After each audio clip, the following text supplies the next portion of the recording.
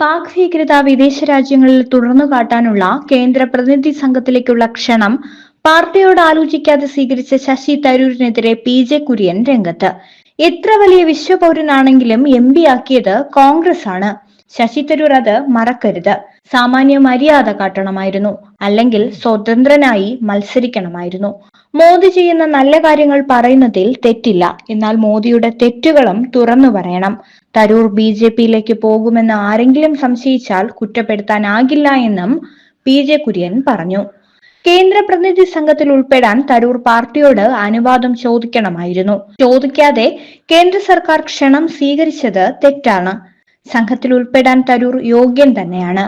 തരൂർ വിവാദത്തിൽ കോൺഗ്രസ് കേന്ദ്ര നേതൃത്വം ഇടപെട്ടു.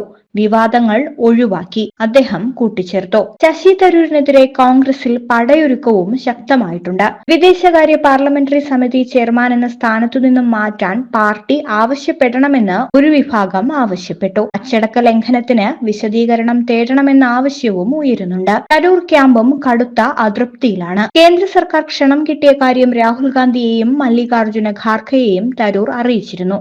പാർട്ടി പട്ടിക നൽകുമെന്നായിരുന്നു ഇരുവരുടെയും നിലപാട്.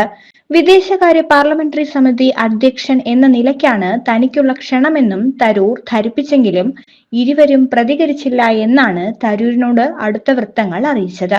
അതേസമയം ശശി തരൂർ അധ്യക്ഷനായ വിദേശകാര്യ പാർട്ടി സമിതി യോഗം ഇന്ന് ചേരും. പഹൽഗാം ഭീകരാക്രമണത്തെ തുടർന്ന് ഇന്ത്യയും പാകിസ്ഥാനും തമ്മിലുള്ള ബന്ധം വഷളായ സാഹചര്യത്തിലാണ് യോഗം. വിദേശകാര്യ സെക്രട്ടറി വിക്രം മിശ്രി നിലവിലെ സ്ഥിതിഗതികൾ യോഗത്തിൽ വിശദീകരിക്കും. ഓപ്പറേഷൻ സിന്ദൂർ, വെടിനിർത്തൽ ധാരണ, പാകിസ്ഥാൻ, തുർക്കി, ചൈന എന്നീ രാജ്യങ്ങളുമായുള്ള നയതന്ത്രത്തിൽ വന്ന മാറ്റങ്ങൾ ഇവയെല്ലാം മിശ്രി സമിതിയെ ധരിപ്പിക്കും. ഓപ്പറേഷൻ സിന്ദൂരിനെ കുറിച്ച് വിശദീകരിക്കാനും പാക് ഭീകരത തുറന്നുകാട്ടാനും വിദേശ രാജ്യത്തേക്ക് സർവകക്ഷി സംഘത്തെ അയക്കാൻ കേന്ദ്ര സർക്കാർ നേരത്തെ തീരുമാനിച്ചിരുന്നു.